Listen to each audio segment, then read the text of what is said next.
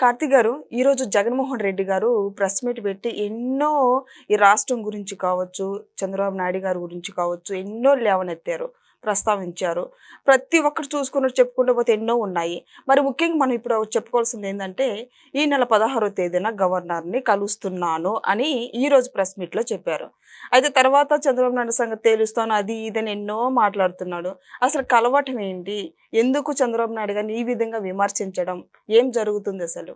Governor గారు కలుస్తాం, కోటి సంతకాలు ఆయనకు సమర్పిస్తాం, ఈ పదాల వరకు ఓకే. చంద్రబాబు నాయుడు గారి సంగతి తేలుస్తానని జగన్మోహన్ రెడ్డి గారు అనటం నాకు కొద్దిగా అభ్యంతరకరంగా ఉంది. ఆయన ఎవరు తేల్చడానికి? ప్రజాస్వామ్యంలో ఎవరి సంగతి అయినా తేల్చేది ప్రజలే. ప్రజలు ఆల్రెడీ తేల్చారు. చంద్రబాబు నాయుడు గారిని ముఖ్యమంత్రిని చేశారు, జగన్మోహన్ రెడ్డి గారిని అధికారం నుంచి దింపారు, కనీసం ప్రతిపక్ష హోదా కూడా లేకుండా చేశారు. ఎవరి సంగతి ఏంటి అన్నది ప్రజలు తేల్చారు. ఇక జగన్మోహన్ రెడ్డి గారు ఎవరు తేల్చడానికి? ఆ పదంలోనే జగన్మోహన్ రెడ్డి గారి సంగతి తేలిపోయింది. ఇప్పుడు కోటి సంతకాలు అంటున్నాడు. ఇప్పుడు ఏదో వెంకటేష్ సినిమా ఉంటుంది, అది రాష్ట్రంలో ఉన్న ఇంతమంది జనాభా, దేశంలో ఉన్న ఇంతమంది జనాభా అంటే వెనకాల నుంచి సైకిల్ చేస్తూ ఉంటారు, వాడి సంఖ్య తెలియదు, ఏదో సినిమా మొత్తానికి. అయితే ఇప్పుడు జగన్మోహన్ రెడ్డి గారికి ఆంధ్రప్రదేశ్లో ఉన్న జనాభా ఎంతో తెలుసు. అసలు కోటి సంతకాలు సేకరించాడట. సరే, కోటి సంతకాలు అంటే ప్రతి నలుగురిలో కనీసం ఒకళ్ళ సంతకం పెట్టాలి, అంటే మొత్తం ఉన్న జనాభాతో లెక్క పోల్చినప్పుడు. అంటే ప్రతి కుటుంబంలో కనీసం ఒకళ్ళ సంతకం పెట్టాలి. నిజంగా ప్రతి కుటుంబం దగ్గరికి జగన్మోహన్ రెడ్డి గారు వెళ్ళారా? వైసీపీ పార్టీ వెళ్ళిందా? సంతకాలు సేకరించారా? రియాలిటీలో అది జరగలేదు. రియాలిటీలో సంతకాలు ప్రజలవి కాకుండా ఎవరికి పెట్టించారు సంతకాలు? ఆఫీసులో కూర్చొని సంతకాలు పెట్టుకున్నారా?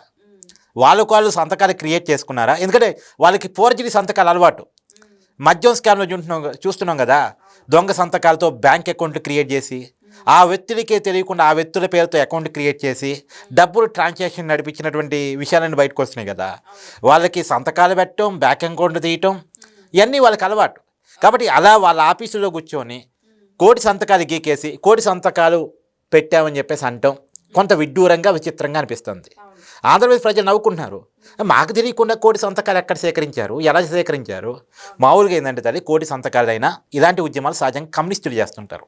వాళ్ళు ఏం చేస్తారంటే గ్రామాన, వాడ చౌరస్తాలు, సెంటర్స్ ఉంటాయి కదా, అక్కడ టెంట్ చేసి ప్రజలందరికీ విషయాన్ని వివరించి, ఏ విషయం మీద అయితే సంతకాలు సేకరిస్తున్నారో ఆ విషయాన్ని వివరించి అక్కడ వెళ్ళే వాళ్ళందరినీ ఎడ్యుకేట్ చేసి సంతకాలు సేకరిస్తారు. అంటే కోటి సంతకాలు అంటే కోటి మందితో సంతకాలు సేకరించారన్నది ఇక్కడ కమ్యూనిస్టుల ఉద్దేశం కాదు. ఏ విషయాన్నైతే వాళ్ళు ఎంచుకున్నారో ఆ విషయాన్ని ప్రజల్లోకి ఎక్కువగా తీసుకువెళ్ళాలి, ఎక్కువ చర్చ పెట్టాలి, ఎక్కువ మందిని ఆ ప్రోగ్రామ్ను ఇన్వాల్వ్ చేయాలి అనే కారణం చేత ఒక పెద్ద నెంబర్ ఉండాలని కోటి సంతకాలని, లేదు 10 లక్షల సంతకాలు, ఏదో ఒక పెద్ద ఫిగర్ అనుకొని జనంలోకి వెళ్ళే ప్రయత్నం చేస్తారు. ఇప్పుడు వైసీపీ ఎక్కడైనా ఒక రౌండ్ టేబుల్ పెట్టిందా? ఎక్కడైనా ఒక మాక్ మీటింగ్ పెట్టిందా? ఏ చౌరస్తాలో ఉన్న టెంట్ వేసి ప్రజలకి ఇదిగో మెడికల్ కాలేజీ ప్రైవేటీకరిస్తున్నారు కాబట్టి మేము ఈ కోటి సంతకాల సేకరణ చేస్తున్నాము, మీరు రండి సంతకాలు పెట్టండి అని ఎక్కడైనా ఓ ప్రోగ్రాం చేసిందా?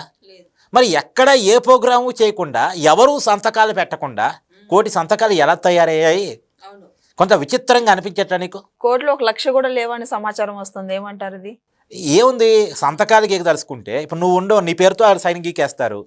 ఏముంది, అలా పెట్టదలుచుకుంటే ఉపయోగం ఏముంది?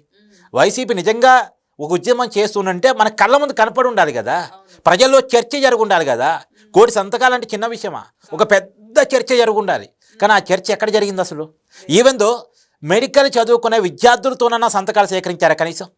ఇప్పుడు సామాన్య జనాన్ని వదిలేసి మెడికల్ కాలేజీల దగ్గరికి వెళ్ళి అక్కడ ఉన్నటువంటి విద్యార్థులతోనన్నా సంతకాలు సేకరించారా? కనీసం ప్రొఫెసర్స్ తోటి సంతకాలు సేకరించారా? ఎవరు సంతకాలు లేవు కానీ కోటి సంతకాలు ఉన్నాయని చెప్తున్నారు.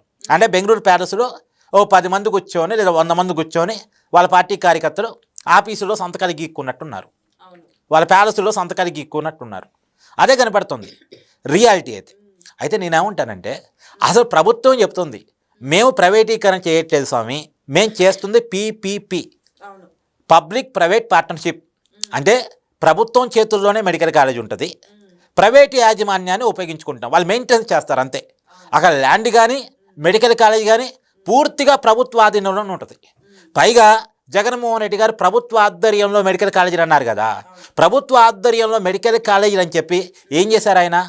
35% కన్వీనర్ కోటా అన్నారు, 15% ఆల్ ఇండియా కోటా పోయింది. అంటే మెడికల్ కాలేజీ సీట్ల నియామకం చెప్తున్నాను నేను నీకు. తర్వాత 50% NRI quota plus management quota అని చెప్పేసి 50% సీట్ని అమ్మకానికి పెట్టారు. ఇప్పుడు నాకు అర్థంగా కడుగుతా, ప్రభుత్వ మెడికల్ కాలేజీలో మేనేజ్మెంట్ కోటా ఏంటి? ప్రభుత్వ మెడికల్ కాలేజీలో మేనేజ్మెంట్ అంటే ఎవరు? ప్రభుత్వమే కదా. మరి ప్రభుత్వమే మేనేజ్మెంట్ అయినప్పుడు మళ్ళీ మేనేజ్మెంట్ కోటా అని చెప్పేసి సీట్ అమ్మకం ఏంటి? మేనేజ్మెంట్ కోటా పేరుతో 12 లక్షలకి, తర్వాత ఎన్ఆర్ఐ కోటా పేరుతో 20 లక్షలకి సీట్లు అమ్మారు జగన్మోహన్ రెడ్డి. ప్రభుత్వ మెడికల్ కాలేజీలో సీట్లు అమ్మటం ఏంటన్నది నాకు అర్థం కాని ప్రశ్న. కానీ ఇప్పుడు కూటమి ప్రభుత్వం చెప్తోంది, నువ్వు 35% కన్వీనర్ కోటా ఇచ్చావు, కానీ మేము 50% ఇస్తాం, మేము 50% ఇస్తాం, పైగా 15% ఆల్ ఇండియా కోటా. అంటే మేనేజ్మెంట్ కోటాని జగన్మోహన్ రెడ్డి 50% చేశాడు, మేము 35%కి పరిమితం చేస్తాం, కన్వీనర్ కోటాను పెంచుతాం అని చెప్పేసి ఈ కూటమి ప్రభుత్వం చెప్తుంది. కన్వీనర్ కోటా పెంచితే ఫ్రీగా చదువుకునే విద్యార్థుల సంఖ్య పెరిగిద్ది, రిజర్వేషన్ ఆధారంగా చదువుకునే వాళ్ళ సంఖ్య బాగా పెరిగిద్ది. అంటే ఎస్టీ, ఎస్టీ, బీసీ, మైనార్టీలకు ఉపయోగం. పైగా నాణ్యత గల విద్యార్థులు ఎవరైతే క్వాలిఫైడ్ విద్యార్థులు స్టూడెంట్స్ ఉంటారో వాళ్ళకు కూడా అదనంగా కొన్ని సీట్లు వస్తాయి. అంటే సామాన్యులకు సీట్లు పెరుగుతున్నాయి, కమర్షియల్ తగ్గుతున్నాయి, ఫ్రీ సీట్లు పెరుగుతున్నాయి. ఇప్పుడు ఏది లాభం? ఇప్పుడు కూటమి ప్రభుత్వం చేస్తుందిగా. పైగా జగన్మోహన్ రెడ్డి గారు ఆయనే చెప్తుంది 5 మెడికల్ కాలేజీలు 6 మెడికల్ కాలేజీలు కంప్లీట్ చేస్తాను ఆయన చెప్తుంది, ఆయన నోటితో చెప్తుంది. అంటే అలా ఒక 5-6 మెడికల్ కాలేజీలు ఆయన అధికారంలో ఉన్నప్పుడు 5 సంవత్సరాల కాలంలో కంప్లీట్ చేస్తే మొత్తం 17 మెడికల్ కాలేజీ కంప్లీట్ కావాలంటే ఎన్ని సంవత్సరాలు పట్టింది? ఇంకొక 15 సంవత్సరాలు పట్టింది. అలా కాదు, పీపీపీ మోడల్లో ఈ 3-4 సంవత్సరాల కాలంలోనే కూటమి ప్రభుత్వం 2029 దాకా ఇప్పుడు వచ్చినటువంటి ప్రభుత్వం అధికారంలో ఉంటుంది.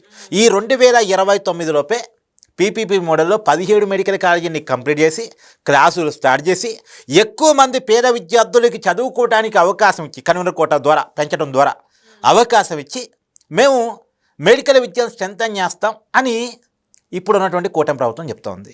ఇప్పుడు దీన్ని స్వాగతించాలా, వ్యతిరేకించాలా?